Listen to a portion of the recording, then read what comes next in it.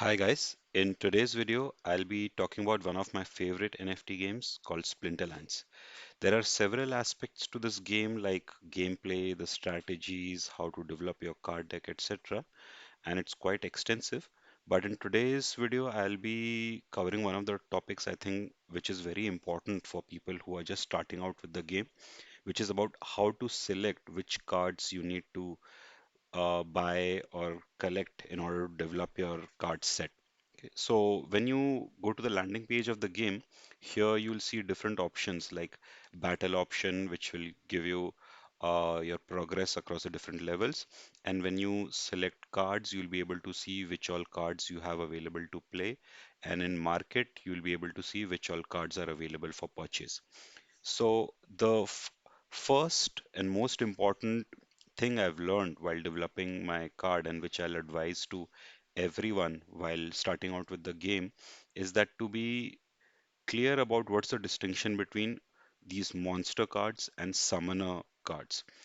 If you've already started playing the game, you would know the summoner is like the leader or the captain of your team who decides how your team would be built, and monsters are basically, different categories. I'll not be covering in details in this video. Maybe I'll make a separate one about how to select or build a particular team for a battle.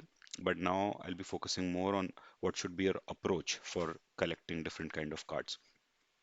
Before you start looking into which of the specific cards you think are better for your collection, you need to realize that the most important thing is to develop high level summoners, because when you start playing out in the initial phases like at the bronze levels, you'll not see the importance of having a high level summoner.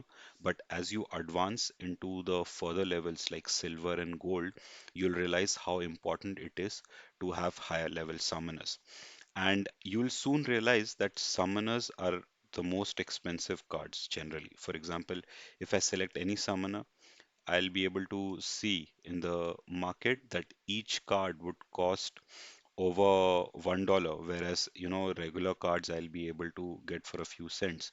And similarly, from the previous collections, it might be even more expensive.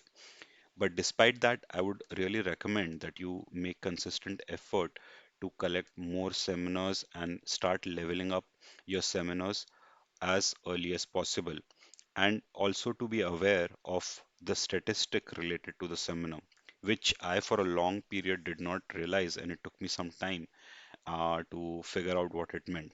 When you click on the stats option with your summoner, you will be able to see uh, at what level of a particular seminar, what's the limit set for different categories of the cards which you can play in a particular team.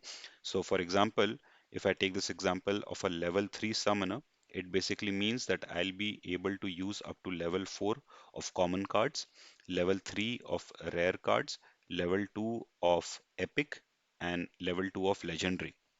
It's very important for the higher levels because when I start out, I might not give too much of a concern to summoners, and I might be more focused on uh, collecting legendary and epic cards, thinking, okay, they are so cool. But soon I'll realize when I go to the next level of games that I cannot use a high level card, whether it's epic or legendary, if I don't have a summoner available at the sufficient level. So make sure that when you are building up your card deck, you give due emphasis on leveling up your summoners from time to time.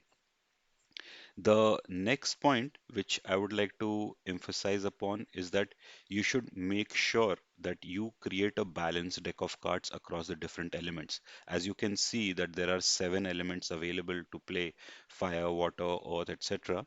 And you should make sure that you don't just build a specific element, because when you start playing you'll soon realize that you might have a one or two favorite elements which you very quickly pick up, which are the strategies, which are the cards you like. But you should be clear about developing your summoners across the different elements, because in bronze you will not realize it, because there will not be too many restriction on gameplay, and you might be able to play the same element again and again. But as you proceed to silver and gold, you would realize that there would be certain conditions and restrictions on each game. In one game you might see a condition that you can only select earth or life, and there might be a game where you can only use death. So you make sure that you develop at least three or four, because it might not be possible or practical to develop all the seven elements, but make sure that you at least diversify and keep building strong teams and summoners across three or four elements. Because if you build three or four elements, it would give you a sufficient probability to have a good team available to play despite the restrictions which would be set on each gameplay. Okay, the next important aspect related to the game is that you should make sure that you have a balanced team.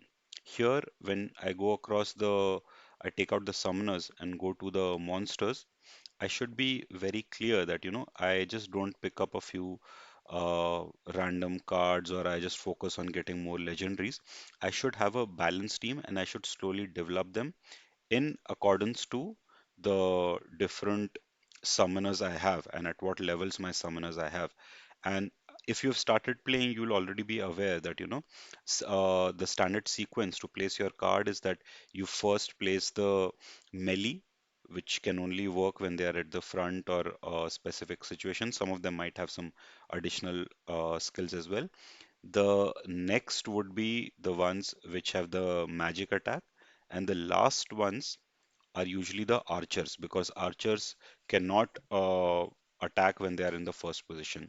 So make sure that you keep a balance of these cards, and also be aware that there might be some specific cards which will not have any attack involved, but they might have some specific skills. For example, there might be some which have a heal, which heals your tank, which is placed at the first position. There might be the ones with the protect, which give extra armor to every card in your pack. So make sure you put in effort to have a well balanced team. And when you start playing out, you might be, tempted to turn it into a pay to earn game, that, why not I just throw some money at this game and start buying.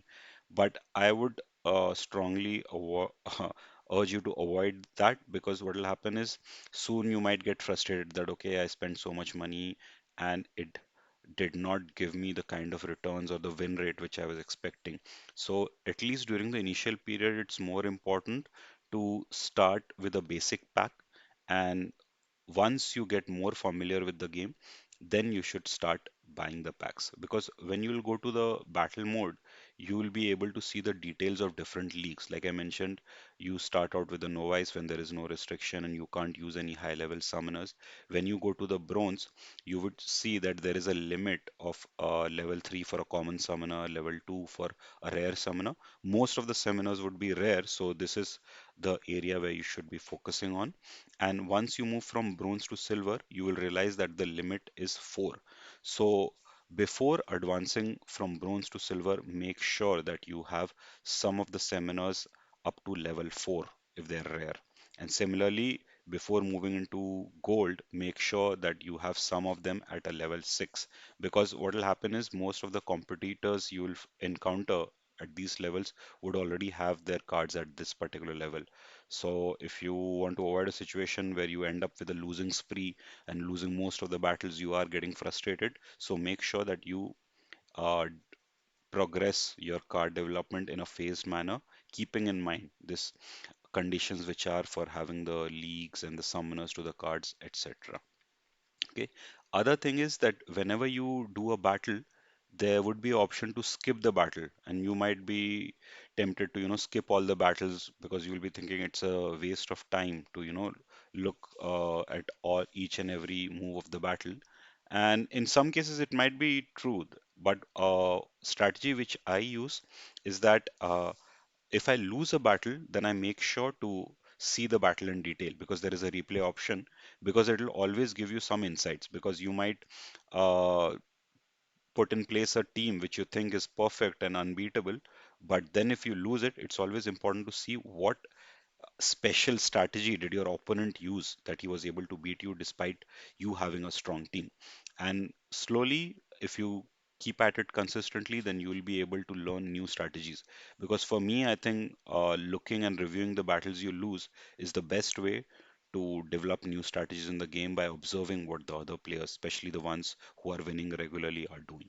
Okay, this is all I wanted to cover about starting out with developing your card pack. In my next video, I'll be covering in more detail strategies for gameplay, which I have been able to identify over the last year. And let me know in the comments if there's anything specific about the gameplay which you would be interested in. Okay, thanks for the time.